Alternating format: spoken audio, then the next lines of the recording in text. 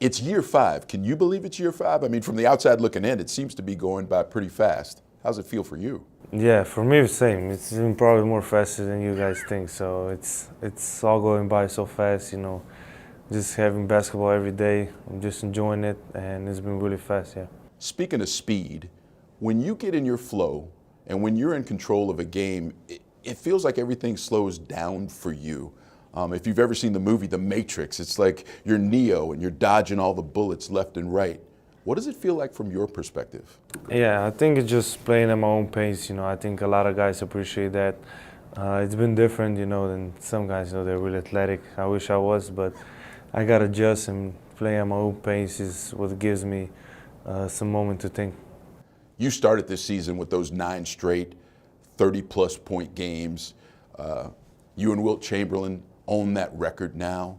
I know that you're team first, and it's all about the team, but what did those comparisons mean to you, and what did that hot start mean to you? I mean, I knew I need to get a better start than last year. Last year was awful the way I started, so I knew I had to start better. I didn't expect to start that good, but about the records, it feels like Wilt is in every record. So every record I said there was Wilt. So pretty good company to keep. Yeah. And again, like I said, I know you're all about the team first and winning first, but you are at the forefront of the MVP conversation. What would meaning an MVP mean to you? I mean, a lot, Not a lot of people can say they were MVP of NBA, the best league in the world, but obviously there's a lot to go through, but that would be amazing, honestly. You made it a point to have better conditioning, better nutrition coming into this year. What's been the biggest benefit? Obviously, I was tired a little bit because I've been playing basketball all summer, but that's one thing that kept me in shape too. It was a little bit easier. But just like on the court, I'm going to be tired. Obviously, I play a lot of minutes, but just progressing, in recovery is way better. I can recall when you came into the league, and we're trying to figure out just how good you could and would be. I do remember that greats in the league were really welcoming to you, including LeBron James.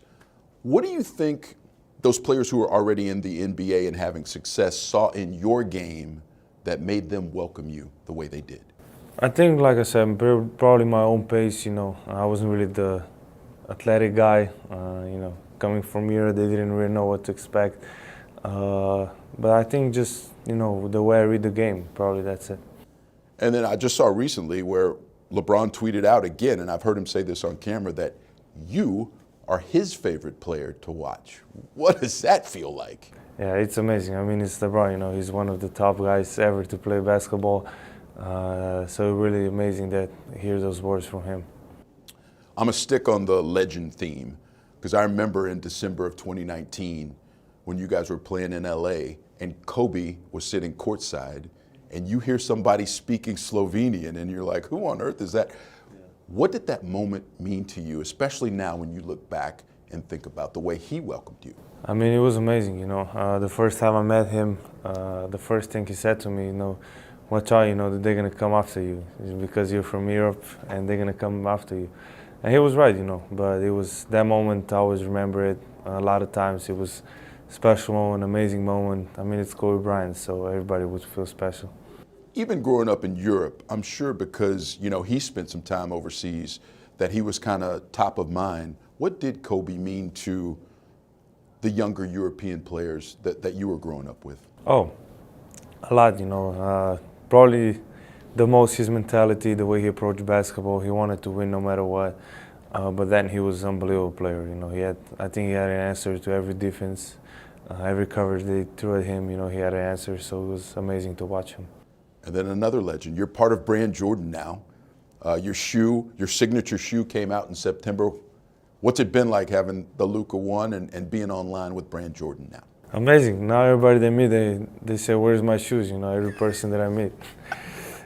No, but outside the jokes, it's amazing. I really feel comfortable with this shoe. It looks great, it feels comfortable, so it's everything I wanted in a shoe. So now I hear your favorite color is red. Are the red ones your favorite to wear? Or do you have a particular color scheme? What are your favorite ones to wear? Yeah, the red and gold are my favorites. Yeah. Yeah. Easy choice. Yes, exactly. All right, let's talk about your future with the Mavs. You got to the Western Conference Finals Last year, you got a little bit of a taste of it. How would you describe your hunger to try and bring an NBA championship to Dallas? Yeah, that's everything. You know, everybody wants to win the championship. I want to win the championship here, so it's our goal. You know, every season is the same goal, but it's a lot of work to do. There's so many great teams in this league. Anybody can beat you at this point, so you got to be really ready. You led me to my next question because I see the workload that you're putting in each and every night.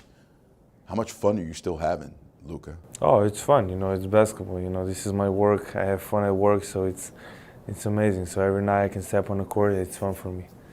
What is your biggest motivation now to continue to get better and show improvement on a nightly basis? I mean, just every day, you know, just playing basketball. Obviously, the championship goal is my goal. You know, I wish I can win one championship. Whenever that happens, I hope it happens, but that's the goal, you know, that's going to push me forward. Now, Luka, there's a large portion of Maverick fans who ask me this all the time because they're afraid that if you don't get a championship here in Dallas soon, that you might leave. What do you say to those fans who are worried about you not sticking in Dallas long term? I don't think they're worried about it right now, you know. I got, 5 years left here, so I don't think they should be worried about it. No, you're good? Yeah. You're good. All right, committed to the Mavericks. Yeah. That's good to hear. When you think about the joy that you get from basketball, where does it come from? How do you continue to create it? Because you do it a lot for fans, right? They get joy from watching you. Where does it come from for you? Like I say, you know, I enjoy basketball. Just being out there, the joy to play basketball is amazing, you know. Sometimes you're going to feel like tired before the game. I mean, something happened off the court, but basketball is my, you know, like peace place. You know, I always want to go there. I forgot about everything that's going on off the court, and I just enjoy playing basketball. What's your favorite cheat meal? Probably pasta. You know, since I was young, you know, my favorite was pasta, so that's probably a cheat meal too.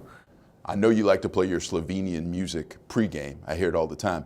But who are some of your favorite American artists now? I'll probably say Drake. Probably he's my favorite. I need your best Texan accent. Can you say, come see the Mavs play in your best Texan accent? I don't know how to do that accent. I don't know. I just know y'all. That's all. All right, that's good. That's a good start. That's a good start. I don't really know how to. I have a European accent. Yes, you do. And speaking of, what do you really miss from Slovenia that you can't get here in Dallas? Probably my friends, you know, they're always there. They're in school, so they can't really travel. But just home, just being home, you know, where I was from, where I was born, just being home.